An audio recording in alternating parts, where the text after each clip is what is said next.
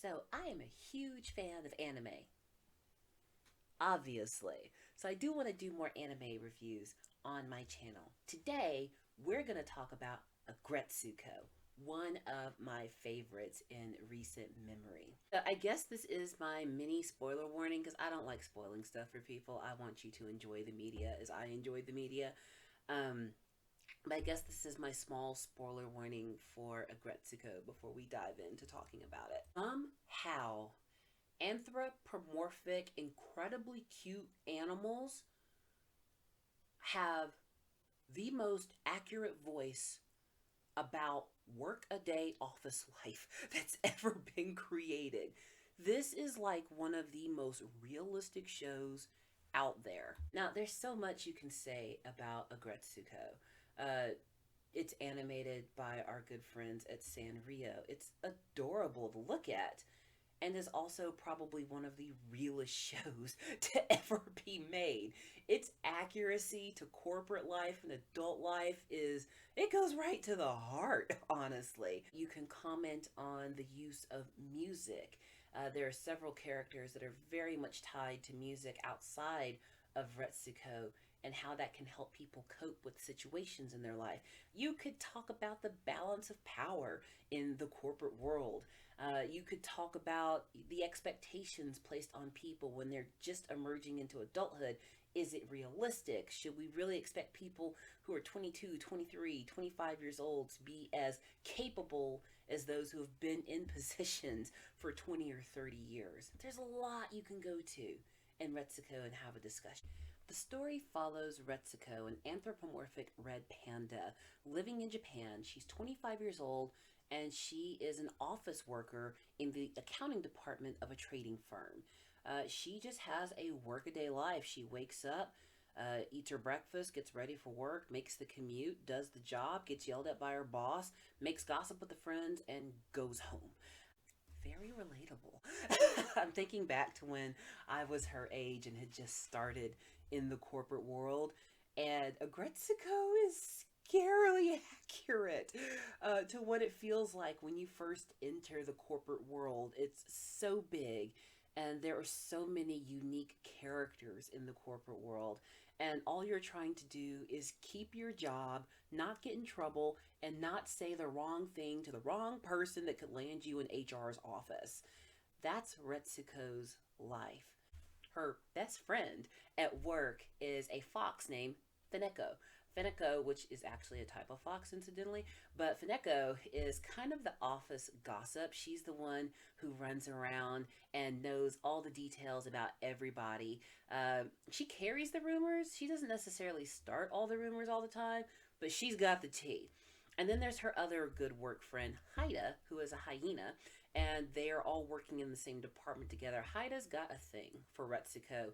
And in the beginning of the show, you can't tell if she knows or if she doesn't know, but eventually she does know, and it just gets weird and awkward, as office potential romances are like to do. For me, I think my love of this show is how relatable the main character is. Retsuko's just trying to get along in life. She's a regular gal with regular dreams, but she's got to make a living. The bills have to get paid. She's got to eat.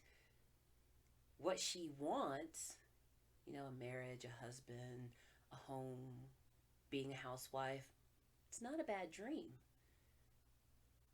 But that dream hasn't come true for Retsuko as of yet in the story we're following with her.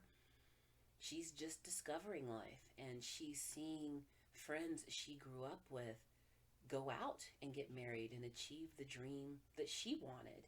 She is seeing people get promoted. She's seeing people have success in their careers that she's not having success in their romantic lives. And even though she's doing okay, she's not doing bad, she's doing okay. Okay just doesn't seem to be good enough. And that's where that inner rage comes from, that need to emote and express in the loudest way possible. And our girl Retsuko escapes to her local karaoke bar. She has her own microphone and she lets her feelings out. My whole career has been in the corporate world. I was made for corporate America. I know the kitty cat ears might say otherwise. um, but I've learned a lot being in that space. My first big real job was for a huge company, and I was so young. I think I was 22 when I started there as a salesperson with a job that honestly I probably wasn't qualified for. But I talked my way through the interview. And next thing I know, I am in this position of being responsible for selling millions upon millions of dollars in software, equipment, and services alongside people who had been in sales for 5, 10, 15, 20 years. I didn't know half of what they knew. I didn't know a tenth of what they knew. And it showed. Being able to conduct oneself appropriately in an office environment, separating that from your high school days and your college days and your family time, figuring out what you can say, what you can't say, how you should behave, what you should wear, what events you should show up to, what events you should probably avoid, and if you go to the event, how should you act at the event. It's a lot in your early 20s, and you make a lot of mistakes, but you have a lot of fun. You meet a lot of interesting people, and you learn some hard lessons. That's why Aggretsuko is the realest and most relatable, adorable cartoon out there. We are living through Retsuko. I am reliving my early 20s through Retsuko. All of those lessons that can only be taught by life and experience. There comes points in our story with her where she dates a couple of guys. How does that work out for her? What lessons does she learn? And we don't just follow her through her office life. We see what happens in her personal life. What is her relationship with her parents like now that she has moved out of the house and she's making her way on her own?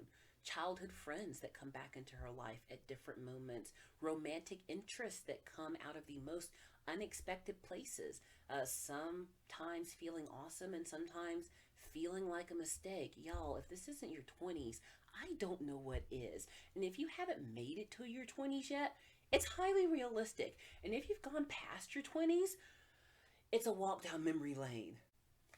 This is one of those anime that's it just gets me right to my core. And it's a really good example of what you can do with animation. As much as I love the Adventure Times, reaching back, I was a huge fan of like the older Disney cartoons, like your DuckTales, your Gummy Bears and Care Bears and all that when I was a kid.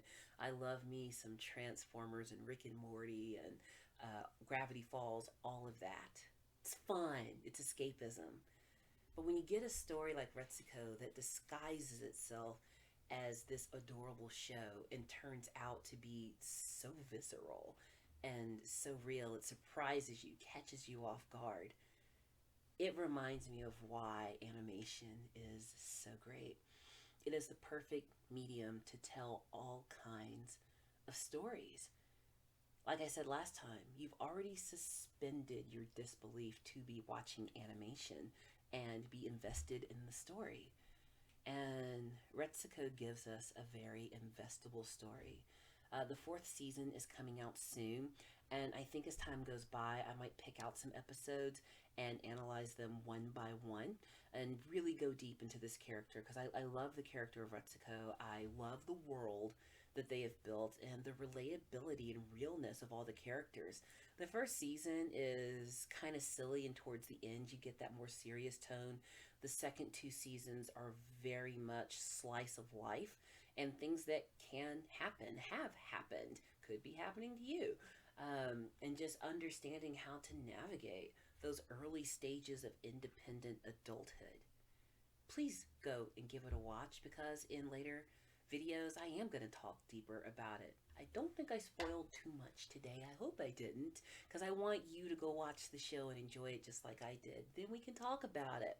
So, being new to this, I don't really have an outro, but I do hope you like, comment, and subscribe, and we will chat about our girl Retsuko in Aggretsuko down in the comments.